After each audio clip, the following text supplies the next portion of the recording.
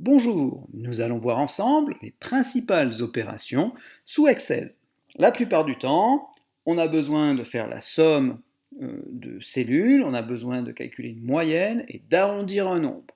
Donc c'est ce que nous allons chercher à faire. Voici un tableau qui présente des nombres. Pour calculer la somme que nous souhaitons afficher ici, dans un premier temps, nous cliquons sur la cellule. Ensuite, il faut taper le signe égal ou alors cliquer sur F de X, c'est pareil. Et pour faire la somme, il suffit de sélectionner cette cellule, plus la cellule suivante, plus etc. etc. Ça peut être un peu long, donc plutôt que de faire ça, nous allons utiliser le mot-clé somme, et ensuite, entre parenthèses, nous allons mettre notre champ de cellules. Donc, nous allons cliquer sur la première cellule et étirer cette cellule jusqu'à la dernière.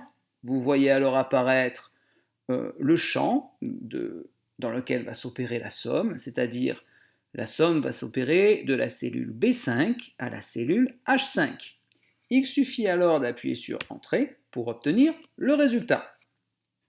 De la même façon, pour la moyenne, il suffit toujours de cliquer à l'endroit où on souhaite voir apparaître le résultat, d'appuyer sur égal, mais cette fois d'utiliser le mot-clé moyenne. Ensuite, il faut toujours sélectionner les cellules concernées. Lorsque vous relâchez, vous voyez toujours que le choix s'est opéré entre B5 et H5. Vous appuyez sur Entrée et vous avez votre moyenne. Bon, maintenant il faudrait arrondir cette moyenne à un chiffre après la virgule parce qu'il y a trop de chiffres.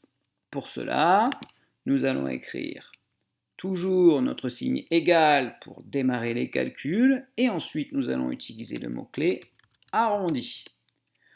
Entre parenthèses, nous allons écrire le reste de la syntaxe et là Excel nous fournit une aide.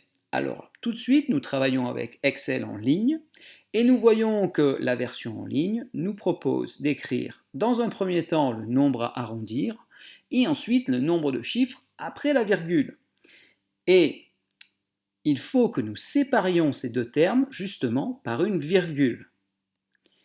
Donc c'est parti, nous allons l'écrire. Le premier nombre qui nous intéresse, c'est 44,50, etc. Donc c'est cette cellule, c'est la cellule I6. Il nous suffit de cliquer dessus. Ensuite, nous écrivons une virgule, et puis si nous voulons uniquement un chiffre après la virgule, nous tapons 1. Lorsque on appuie sur la touche Entrée, le résultat est affiché.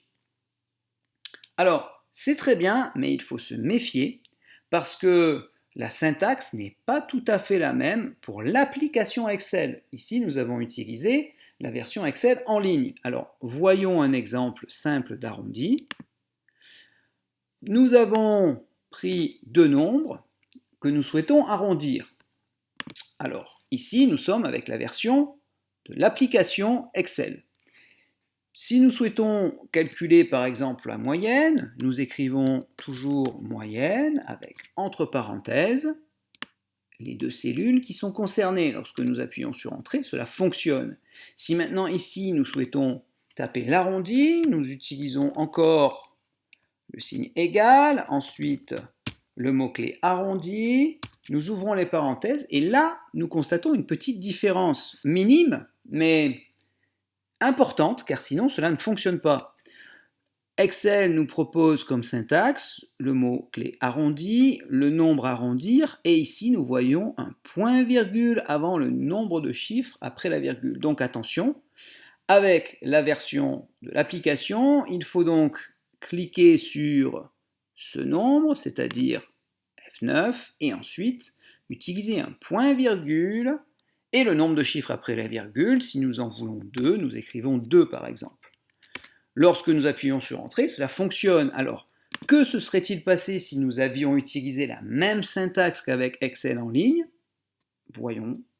Nous pouvons modifier cette syntaxe ici en haut. Si nous écrivons à la place d'un point-virgule une virgule et que nous appuyons sur Entrée, ça ne fonctionne pas. Donc attention, c'est très important de suivre la syntaxe qui est proposée par Excel et systématiquement, lorsque vous commencez à écrire arrondi ou lorsque vous commencez à écrire moyenne, Excel vous propose la syntaxe qui lui convient.